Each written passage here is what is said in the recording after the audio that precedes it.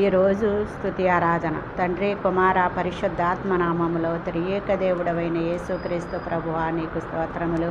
ఆయన మాట్లాడే దేవుడు, ఆయన ఉపదేశము వానవలే కురియును, ఆయన వాక్యము మంచు వలెను, లేత గడ్డి మీద పడు చినుకల వలెను, పచ్చిక మీద కురియు వర్షము వలె నుండును. ఆయన ఆశ్రయ దుర్గముగా ఉన్నాడు. ఆయన కార్యములు సంపూర్ణములు, ఆయన చర్యలన్నీ న్యాయములు.